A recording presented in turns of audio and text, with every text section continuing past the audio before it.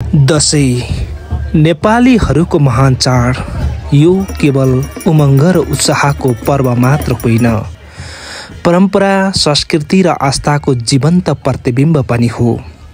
दशैंको 7औं दिन अर्थात् फुलपाती घर घरमा नव पत्रिका भित्राएर शक्ति र समृद्धिको कामना गर्ने दिन। तर नेपालको एउटा यस्तो ऐतिहासिक स्थल छ जहाँ फुलपाती केवल एउटा धार्मिक अनुष्ठान मात्र होइन, सयौं वर्ष पुरानो इतिहास र प्राचीनको प्रतीक हो।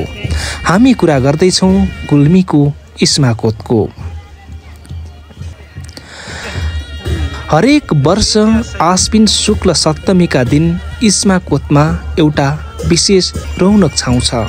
यहाँ फुलपाती घर आँगनबाट होइन, ऐतिहासिक रजस्थलको चापटारीबाट बाजागाजा र भव्य समारोहका साथ कोतघरमा ल्याइन्छ।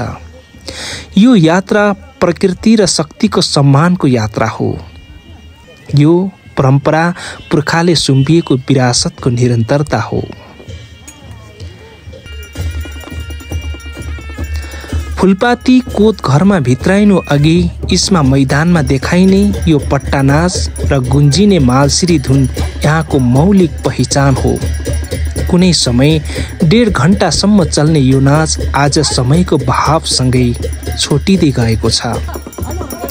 फुलपातीसँगै खड्ग मन्दिरका देवतालाई कोतघरमा भित्राएर नवरात्रभर विशेष पूजा-आजा र चण्डीपाठ गरिन्छ।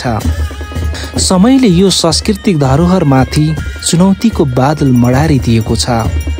पुराना पुस्तासँग रहेको कला, सिप र ज्ञान नयाँ पुस्तामा हस्तान्तरण हुन सकिराखेको छैन। पट्टा नाच नाच्नेहरू घट्दैछन्, मालसिरीका भाकाहरू हराउँदैछन् र पञ्चे बाजामा पहिले जस्तो उत्साह छैन।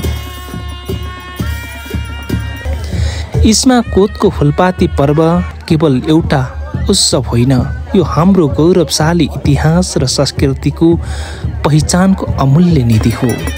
नयाँ पुस्ताको सक्रियता र सबैको सहकार्यले मात्र यी हराउँदै गएका परम्परालाई पुनर्जीवन दिन सकिन्छ, ताकि आउने पुस्ताले पनि इस्माकोतको यो मौलिक फुलपातीलाई यसरी नै गर्वका साथ मनाउन पाओस्।